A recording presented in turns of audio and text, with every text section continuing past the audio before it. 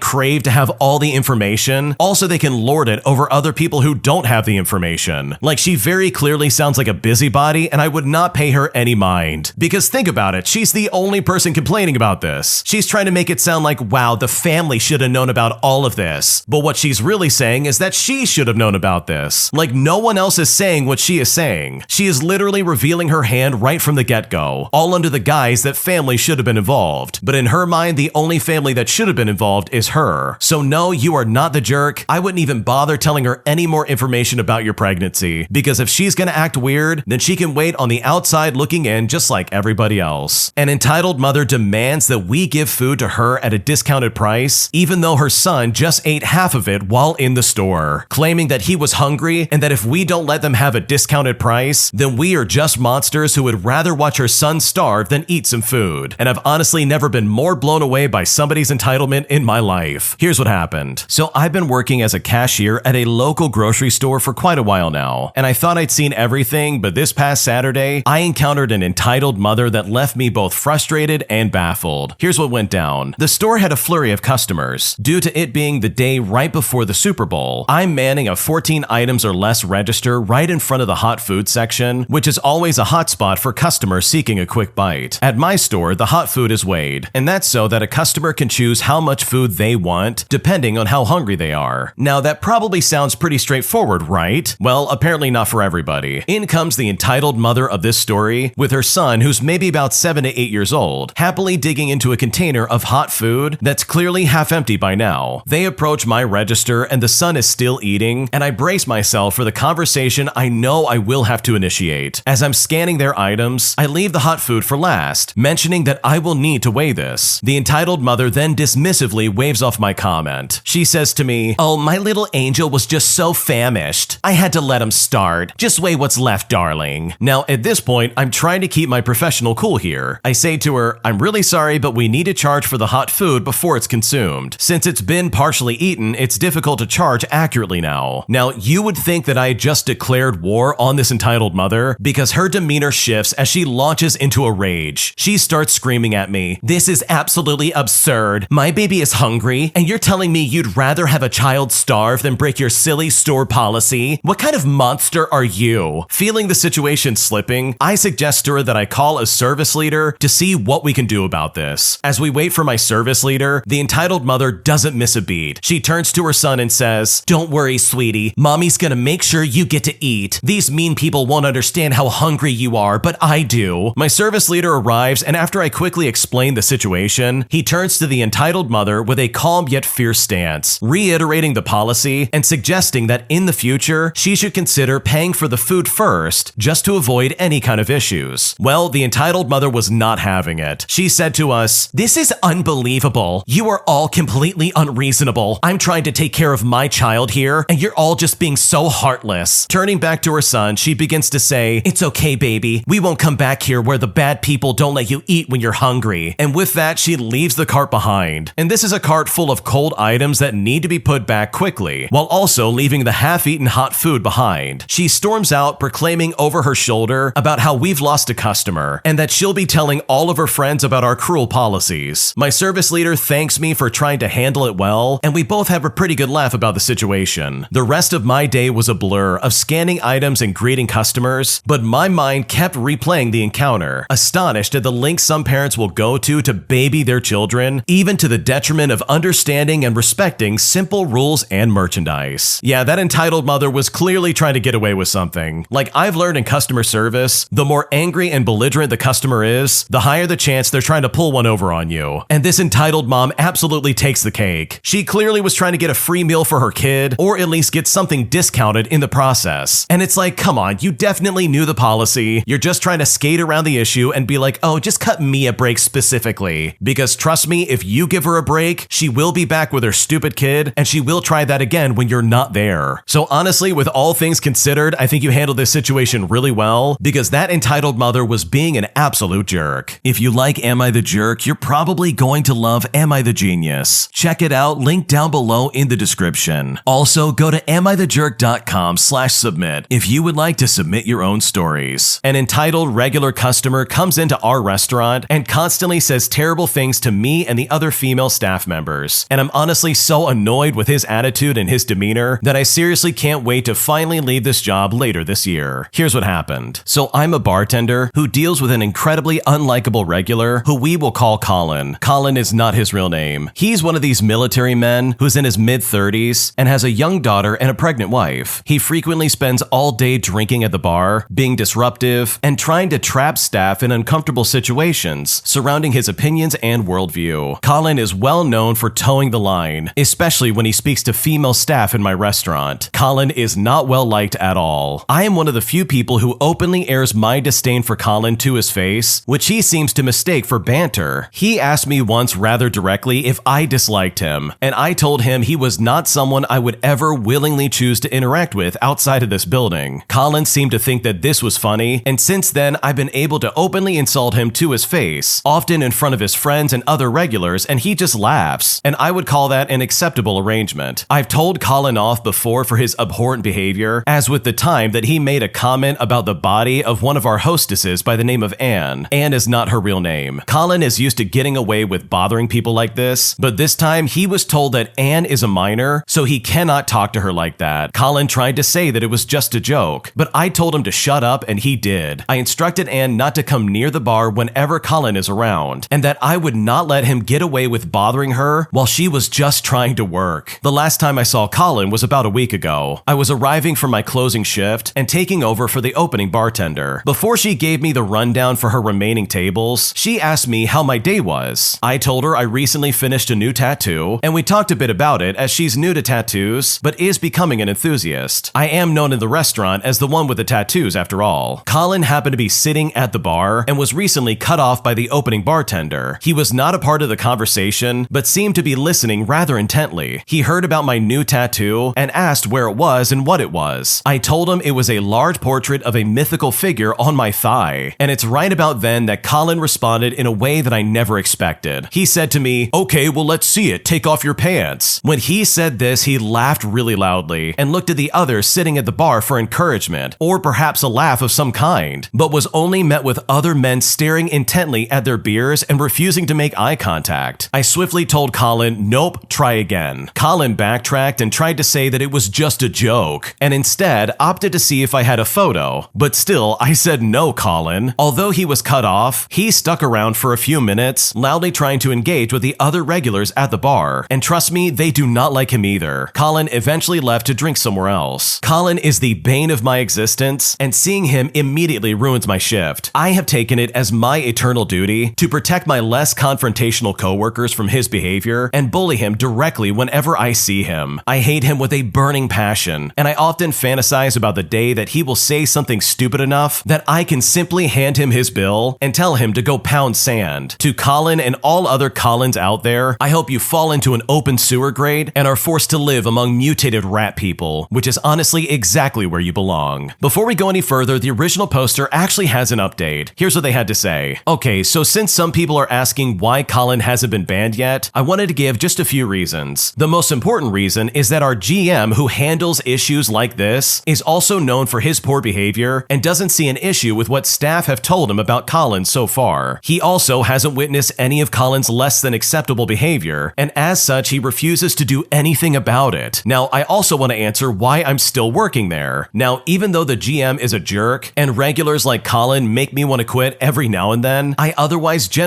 enjoy my job. I enjoy my coworkers, and I enjoy the other guests that come along. Plus, I make some good money. I completed my bachelor's degree in December of 2023, and this job works while I get my next steps figured out. I am planning on being there until September of this year at the absolute latest, and I'm also planning on taking a long and well-deserved break this summer just to take an internship abroad. This is not permanent, but it is what it is, at least for the time being. Wow, that Colin guy is completely out of line. This guy literally was like, oh, you got a tattoo on your leg? Take off your pants, I want to see it. Like, I'm sorry, anyone with like a rational thought in their brain would have been like, yeah, you've got to go. And the fact that the general manager is not making that step, in my opinion, shows exactly the kind of person that guy is. Like, if I was the manager in that situation, that would be like an automatic ban. There would be no discussion about it. There would be no grace period or anything like that. That guy would be banned from the restaurant for good. So truly, I hope you're able to get out of that job sooner than later, because what you're working in right now sounds absolutely toxic. My boyfriend gets mad whenever I help him with his house, complaining that everything I do is never enough, while also making me feel like garbage just for helping. And right about now, I feel awful. And at this point, I seriously don't know what to do. Okay, so we've been together for 4 years. I often stay at his place over the weekend, but we don't live together. I have a small studio apartment, so he never comes to my place. He has a stressful job and he does online schooling, so he is pretty busy. He is also medicated and has been diagnosed with ADHD and struggles with executive functioning. He can't seem to do things like stay organized or clean his house or anything like that. Now, I have a full-time job, but I'm pretty organized and I'm very willing to help him. Well, the issue is that when I help him, it backfires. It's like no good deed goes unpunished. To give an example, I had a conference last weekend, so I hadn't been over to his house in over a week. So when I got there, it was pretty unorganized. He said he didn't even have any clean clothing. So I did all the laundry, including all the towels and sheets and blankets, and trust me, it took quite a while. I also organized the kitchen as well as a few other things. And I don't feel used because he often pays for things, such as when we go out to eat, which does happen very often. Plus, I genuinely want to help him out. Well, this morning he texted me and he was very angry. He was upset because his shirt still had some dog hair on it, but I said that his clothes are covered in dog hair when I do the laundry, and I do my best to get rid of most of it, but some inevitably gets left on the shirt. Honestly, his whole house is always covered in dog hair, and when I'm there, I have to take allergy medications. I even bought him an air purifier and a Roomba, but there is still so much dog hair. But he sleeps with both dogs, so all the bedding is also covered in fur. Now, I told him to just use a lint roller, but he said no, that I should just get rid of the shirts if the dog hair doesn't come off. He then started complaining that I had only put some of the bottles of water in the fridge instead of putting all of them in there. I told him I just put the bottles from the pack that was opened in the fridge and didn't open all of the packs. Honestly though, I was busy and I just didn't get to it. He then tells me that I'm making excuses and to not bother helping if I don't do it properly because it just makes more work for him and upsets him. I know he was just in a bad mood because he was running late, but this is not a one-off situation. This scenario has happened several times over a variety of issues. It seems whenever I try to help him, if things aren't perfect, he just ends up mad. I have actually stopped helping him as much as I used to, specifically because of this problem. But then he just gets upset over that too. We have loose plans to live together when my lease comes up, but it's exactly this that gives me pause. He's really uptight about minor things, and I tend to get blamed for things I don't see as overly important. He says as his partner, I should be able to help him properly, I guess, even though I honestly try. And in return, he will pay for rent, food, and other things that we need. It's not that I don't want to help him, but it's just that everything is always wrong. So honestly, how can I address this with him? Today, I told him that him blaming me for things isn't very attractive, and that didn't go over well. I just need some suggestions on how we can work through this so that we can both be happy, because at this point, I seriously don't know what to do. Okay, I'm gonna be completely honest here, but if this isn't a giant red flag that maybe you should not move in with this guy, then I don't know what will be, because what you've described seriously sounds so obnoxious. Nothing you ever ever do is ever good enough for this guy. Here you are cleaning his apartment and folding his clothes and doing his laundry, and he still has the audacity to act like you're doing it wrong. But it's like, dude, you're missing the fact that she's doing it in the first place. Like, this guy sounds not only incredibly obnoxious, but also incredibly ungrateful. It's almost like he just doesn't care that you've worked really hard to try and get his house in order. So I know if I was in your shoes, I would really be reconsidering living with this guy, because what you're experiencing now would be happening all the time. Like, this would be every single day of your life instead of like over the weekend when you stay at his place. And I'm just gonna say it, there's no reason why he couldn't use a lint roller to get the dog hair off of his shirt. Like, that literally is so easy to do, there's just no good excuse for that. Like, at that point, he's just being obnoxious, trying to blame you for things that he clearly isn't taking care of. So no, in my opinion, you didn't do anything wrong, and honestly, your boyfriend sounds like a piece of work. Today, I messed up by doing a butterfly release at my wedding as a tribute to my dad who passed away 13 years ago. But unfortunately, it went incredibly wrong, and now I feel horribly embarrassed and I just don't know what to do. Here's what happened. So this didn't exactly happen today, but we're going on 2 years now and I can't get it out of my head. I'll preface this by saying that I had a beautiful wedding. The cake of my dreams, the 2 dresses of my dreams, a live painter, a live band, 175 of our closest friends and family. It was everything I wanted. The only thing missing was my dad. My dad passed away 13 years ago, and I knew I wanted to find a way to honor him. There was a time when I was younger where he played the song Butterfly Kisses for me, and he had us dance to it in the kitchen because he told me he knew he was sick and he wouldn't make it to my wedding day to dance with me. So when it came time to actually plan my wedding, I knew, of course, I wanted to honor my dad in some way, and the thought of that moment replayed in my mind. A butterfly release seemed like the most beautiful and sentimental way to honor him and have a really cool, unique experience at our wedding. Well, the wedding day was supposed to be in the 70s, and the temperature ended up dropping so much that morning. It rained when that wasn't in the forecast, and overall was just a seriously gloomy day. I didn't think anything of the butterflies, and I just went along with it. Sadly, because of the temperature drop, most of the butterflies didn't fly away. They were too cold and ended up just falling to the ground. We did have a few that flew away, but most of them did not. It broke my heart and it made me so embarrassed. Not only was I embarrassed that this happened in front of all my friends and family, but I also felt terrible from a moral standpoint as well. I got so wrapped up in the aesthetics of the wedding that I didn't stop to think that maybe this wasn't a good idea. I feel like everyone was laughing at me and making fun of the situation. And still, almost 2 years later, I feel like I don't know how to move past it. All of the good stuff from my wedding I feel like is overshadowed by this one stupid thing, and it really just sucks. I ended up spending an hour of the reception in the bridal suite having panic attacks, especially since I'm already someone that has crippling anxiety. My husband and I have thought about doing a vow renewal, but we aren't sure how that will go over. We were considering at the 5-year mark inviting about half the people from the original day, but making it literally just a big party where we can just enjoy ourselves since we didn't even have a dance at our wedding, except for like 10 minutes when my husband finally convinced me to try and have a few minutes of fun. Anyways, I know it was wrong to do, so I don't need judgment towards that. I just needed to get it off my chest and hopefully try to find ways to move past it and get over it. Because honestly, even to this day, I still regret it. So I totally understand where the original poster's coming from, where they feel like they ruined that moment for themselves and they just like embarrassed themselves in front of all their friends and family. But honestly, I think people understood where you were coming from. Even though the butterflies didn't fly away in the way you were imagining, I really would be hard pressed to think that anybody's like making fun of you for trying to do that. Like honestly, even me just reading that, that's like the first time I've ever heard of anybody even trying that. So that really is like a unique idea. Like I really like that idea overall. But honestly, if they really were your friends and family, the last thing they're gonna do is laugh at you trying to have some kind of tribute to your passed away father. If they did laugh, then trust me, they are not friends and they are not family. So truly, I would not be too hard on yourself. I think the thought truly is what counts in this scenario, and I think your friends, family, and everybody at that wedding could definitely stand by your side and say that that was a beautiful gesture and that it really was a good tribute to your father. My friend knowingly started dating a guy I was seeing, and now they are actively calling themselves boyfriend and girlfriend, and I'm so devastated that I just feel so broken. And at this point, I seriously don't know what to do. Here's what happened. Okay, so I was somewhat seeing a guy for about 5 months. He never made it official, seemingly because I go to school on the opposite side of the state, but we started talking right before I left for school, and we went from casual conversations to sharing our life stories and staying up until 5 a.m. flirting with one another. I didn't tell too many of my friends because with my luck, things stop working out when I tell my friends about a guy that I'm interested in. So I just told 3 of my closest friends, one of which was very supportive and thought it would be the cutest couple. We went on one date when I came home to visit family for a weekend, and it went really well. Suddenly though, he pulled away and was acting different. One day I went on Instagram and I saw my friend post a picture with him, claiming him as her boyfriend. Well, my heart shattered into a million pieces, and I didn't want to start drama with her because we work together. For reference, we both work at a fast food restaurant. When we worked together over holiday break, she told me she felt bad about dating him, knowing that I liked him and that it happened too fast. And she didn't want me to think that she was a bad friend or not a girl's girl. I told her it was okay because I didn't want to start drama, but it hurt me so much. Now I've distanced myself from her and him as well. She always posts pictures of them together on social media, and it feels like she's rubbing it in my face. I have always been there for her, so it hurts me that she would betray me like this. She is much more attractive than I am, so she could have any guy she wants. But of course, she picks the one guy that I'm interested in, and the one guy that was actually interested in me for at least a little bit. With tomorrow being Valentine's Day, I'm not looking forward to seeing their lovey-dovey post on social media. I'm upset with him as well. Even though we weren't official, we still had feelings towards each other. We were close and he betrayed me by dating someone who he knew I was close with. I just don't get why people act like this, and at this point, I seriously don't know what to do. Wow, your friend is a piece of garbage. She literally went after the guy that you were interested in only after you went on a date with him and told her that you liked him. Like, that is so toxic, it's not even funny. And you know for a fact that's exactly what happened. Like, your supposed friend didn't even know he existed until you said, hey, I've got this guy that I'm really interested in. And then you showed pictures of him and told her more about him, and it's right about then that she started scheming against you. And that honestly is just not fair for you in the slightest. Like, in my opinion, if you have a friend who's interested in someone that you're currently kind of seeing, the least you can do is maybe check in to see if you guys are still dating or anything like that. But from the sounds of it, it really seems like she was already checking him out and getting with him while you two are still trying to figure things out. And that's why I think he suddenly pulled away and acted way different. It quite literally was your friend orchestrating all of this behind the scenes. So truly, with all things considered, I'm so sorry this happened to you. It really is awful that your friend betrayed you in this way, and hopefully you're able to move on and find somebody else. My entitled parents guilt-trip me into buying a house with them because they feel it's my obligation to pay them back and contribute to their retirement. But my experience with them has been nothing but toxic, as they constantly put me down and use me for my money and my time. And right about now, I feel incredibly trapped and very stuck. And at this point, I seriously don't know what to do. Here's what happened. Okay, so when I was younger, my family and I grew up on low income. My dad was the only income earner, and he worked a blue-collar job, while my mom was a stay-at-home mom. In 2022, I got guilt-tripped into buying a house with my parents that they simply couldn't afford on their own. I was pressured to sign as a co-borrower since my parents could not get approved for the loan with my dad's low income. I was paying the entire mortgage since the mortgage is more than my dad's entire monthly salary. They keep saying they sacrificed so much for me by raising me, and now it's my obligation to pay them back by buying them a house, paying their mortgage, and contributing to their retirement. I've been feeling resentful of all of my friends who can live at home rent-free and have parents who don't treat them like an ATM or retirement plan in the future. I can't afford to move out and pay rent in addition to the mortgage, and I've been feeling hopeless and very stuck. I can't afford to max out my 401k each year, and I'm putting less into savings because of this burden they put on me. I have goals of moving out and buying a house in the future, and I feel like I could never achieve that now. I feel resentful of my parents for putting me in this situation as a result of their poor financial decisions in the past. We previously had a house with a mortgage that they could afford, but they wanted to move to this house because of nicer weather and the backyard. But it's all at a huge financial cost. It's a house that I didn't even want, but my parents kept saying this house is their dream house, and the old house makes them feel down, and I would be responsible for their mood and poor health. They keep reminding me of how much time, energy, and resources they used to raise me, and now it's my duty to pay them back for all that they have done. Living at home is honestly horrible and contributes to my sense of hopelessness and worthlessness. My parents are always arguing and at each other's throat 24/7. Every day I get criticized and called fat, ugly, lazy, that I walk ugly and I eat too loudly. I feel trapped and stuck, and at this point I seriously don't know what to do. Wow, that is an awful place to live in. Your parents are very clearly taking advantage of you, but I don't think you need to tell me that. It kind of seems like you know what's going on. And sure, you got guilt tripped into buying this house with them and being a co-borrower and like getting all this stuff for them. But here's the thing, you can right that wrong by moving out if you really want to. Now, I don't know the legality of all of this, so maybe talk with like a real estate lawyer of some kind. But seriously, if I was in your shoes, I would start the process of moving out and moving on with my life. They are literally guilt tripping you into staying in that house just so you can pay for literally everything. Because you've got it right. They're using you as an ATM and a retirement plan. They suck at managing their money, so they're forcing you to do it at the age of 27. And trust me when I say this, you do not deserve that. This is all literally at your detriment, and I guarantee you if you move out, you will feel so much better. I know I would, especially if I was getting treated like garbage in the way you're getting treated. And you know what? If they really want to be like, wow, if you don't help us with this, our mood is going to be awful and our retirement is going to be ruined. Well then congratulations, you ruined your own retirement. Like all that stuff about them shifting blame onto your shoulders, it is all ridiculous and I would not put up with that for a second. So honestly, I wish you the best in this endeavor because the way your family is treating you is so selfish and uncalled for. You do not deserve this kind of treatment in the slightest. And I hope for your own happiness this all gets worked out sooner than later. If you like Am I the Jerk, you're probably going to love Am I the Genius. Check it out, link down below in the description. Also, go to AmITheJerk.com/submit if you would like to submit your own stories. My grandmother feels entitled to my inheritance money that I got from my passed away mother. And after receiving several of her awful comments, I'm now left at a crossroad and I seriously now don't know what to do. Here's what happened. Okay, so my mom passed away about a year and 4 months ago, and I was listed as the sole beneficiary for her 401k and life insurance. So I received everything. Plus, before she passed away, she had terminal cancer, so she directly told me that she wanted me to have everything, and even talked to me about taking money out of her 401k early before passing away to ensure that I would receive it. After my mom's death, my grandma has acted entitled to my money on several different occasions and has expressed, along with my mom's partner, that they think the money should have been distributed amongst the family equally. I am my mother's only child, and my father passed years before her, so even if she didn't explicitly express her wish for me to receive the inheritance verbally, I would think that I'm meant to receive all of the inheritance, especially by the natural order of things. My grandmother texted me yesterday on Valentine's Day, all without wishing me a happy Valentine's Day or even a simple hello first. She just told me that I forgot to cash a $700 healthcare refund check that my mom received after her death, and said that she sure could have used the money for her federal taxes if she knew I was going to lose the money. Dealing with probate after my mom's death was very stressful alongside the grief, and it was never my intention to forget to cash a check, obviously. And I guess I understand her mentality that the money is useful and should be utilized, but it really bugs me the way that she came at me, and the fact that she feels entitled enough to say that she could have used it for her taxes when the money isn't hers whatsoever. That call isn't even hers to make. I am the PR on my mom's estate, and why would the money be used to pay for her federal taxes? I honestly don't really know how to respond to her, and at this point, I seriously don't know what to do. Honestly, your grandma can feel however she wants to feel. Right now, she's just trying to guilt trip you into giving her money. That's all this is about. Your mom clearly knew what she was doing in giving you the money, because clearly this is how your grandmother's gonna act when she doesn't have money. And that's really unfortunate because like this is the last thing you need on your plate. Like things are already hard enough as it is, and the last thing you need is to be pressured by your grandmother, all because she's missing out on free money as she sees it. So if I was in your shoes, I would just ignore that message and not even look back, because your grandmother is being very toxic right now, and you do not deserve that in the slightest. Am I the jerk for not wanting my fiance's ex in his wedding party? Because right now he is planning to include her despite my protest, and at this point I seriously don't know what to do. Here's what happened. I'm a 27-year-old female and my fiance is 33 years old. We have been dating for about 4 years now and engaged last year. Prior to us dating, my fiance dated his childhood best friend for 8 years. We'll call her Elizabeth, that's not her real name. They were briefly engaged before calling it off, and from what I was told, they decided to break it off because they were getting married for the wrong reasons. They were planning to get married because it was the next step, and that since their families were best friends, he needed to marry her. After they broke off the engagement, they remained friends. Since the beginning of our relationship, I knew that Elizabeth was in my fiance's family's lives. Elizabeth and my fiance's moms are best friends. She is also best friends with his younger sister, and my fiance and her are friends with the same social circle. I don't have a problem with Elizabeth and her friendship with my fiance. I actually like her as a person, and I would also consider her a friend. However, there are times when we hang out that I really do feel left out. I feel almost like a third wheel, and this is because of their inside jokes and shared childhood stories. I have always tried to be open-minded about their friendships since he assured me that they are only friends, and I do trust the both of them. My fiancé and I are now finalizing our wedding party. Since both of us have best friends who are the opposite sex, we agreed that it's okay to have the opposite sex in our own wedding party. Well, I told him who I wanted to ask to be in my wedding party, and he mentioned to me that it would mean a lot to him to have his sister be a part of my wedding party. Now, I get along with his sister well enough, so I agreed to include her. When he listed his wedding party, he mentioned Elizabeth, and when he did that, I was taken aback. I told him that I wasn't comfortable with having her be in the wedding party. I told him that I am more than happy to have her attend the ceremony and the reception, and that she can sit with his family and be in the family pictures. However, that wasn't good enough for him. He said that it's his wedding party and that it was his decision who's going to be in it, that I have the right to choose my own wedding party, so he should be able to choose whoever he likes. I told him that's not fair because I'm not having my high school sweetheart in my wedding party. This is becoming a huge fight between us, and he said he is putting his foot down and Elizabeth is going to be in his wedding party. I told him that I will not budge on this. Out of anger, I told him to choose. It's going to be me or her. If she's in the wedding party, then I won't be standing in the altar. He responded by telling me that I was acting crazy and that he's going to stay with his brother until I calm down and be reasonable. Well, it's been 3 days now, and he texted me twice since the fight. First, to ask me if I've calmed down and if I was ready to be reasonable, and the second to ask me if I agreed with his wedding party list. I told him my answer is still no, and that I don't know if I can let this one go. So honestly, am I the jerk here? What should I do? Honestly, I completely understand where you're coming from. I don't think you're the jerk in this scenario, and I think your fiancé is being very unreasonable for having his ex in his wedding party. And this is not just his ex, this is his ex-fiancé. Like, they were gonna get married. I don't know about you, but if I was in the original poster shoes, I would feel really awkward about having them in the wedding party. I don't know, maybe that's just me, but it really just would not make me very comfortable at all. Now, I don't think the ultimatum was a good idea. I think that only